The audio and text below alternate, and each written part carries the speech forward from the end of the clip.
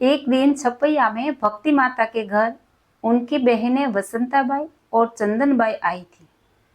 वे अपने अपने पुत्र माणिकधर और बस्ती को साथ में लेकर आई थी। दोनों मौसियों ने भक्ति देवी से पूछा, बहन, घनश्याम घर में नहीं है?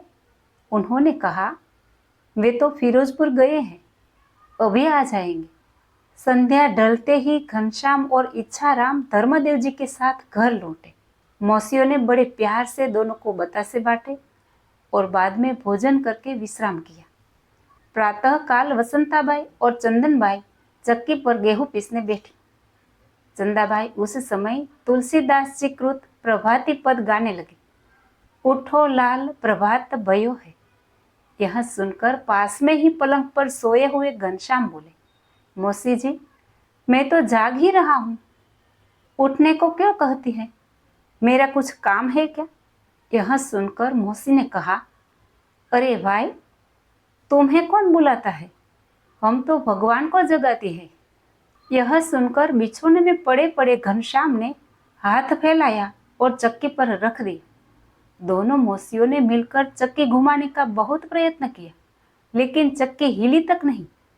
तब घनश्याम बोले, मौसी, तुम मुझे ही जगाती थी ऐसा कहो। तुम जिस भगवान को जगाती थी उसी ने इस चक्की पर हाथ रखा है। यह सुनकर भी दोनों मौसियों ने घनश्याम का हाथ चक्की पर से हटाने का भरसक प्रयास किया, लेकिन वे हाथ को हिला न सकी। इतने में भक्ति माता दिया लेकर उस कमरे में आई। दोनों मौसियों ने भक्ति माता से कहा, घनश्याम को कह दो कि चक्की पर से अपना हाथ हटा ले, हमसे तो यह हाथ नहीं हटता। भक्ति माता ने तुरंत आदेश दिया, घनश्याम, हाथ हटा लो। माता की आज्ञा पाते ही घनश्याम ने कहा, माँ, दोनों मौसियों से पहले यह पूछो कि वे किसे जगाती थी। यह सुनते ही वसंताबाई बीच में ही बोल उठी, अरे भाई, हम तुम्ही को जगाती थी, बस अब तो पीसने दो। घनश्याम ने हंसते हुए कहा, पहले से ही यदि सच बोल दिया होता तो चक्की रुकती ही क्यों?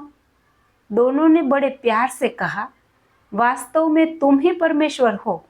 बेटा, तुम्हारे ऐश्वर्य को हमने बार बार देखा है, लेकिन हम भूल ही जाते हैं। तुमसे आज हम इसीलिए क्षमा मांगते हो।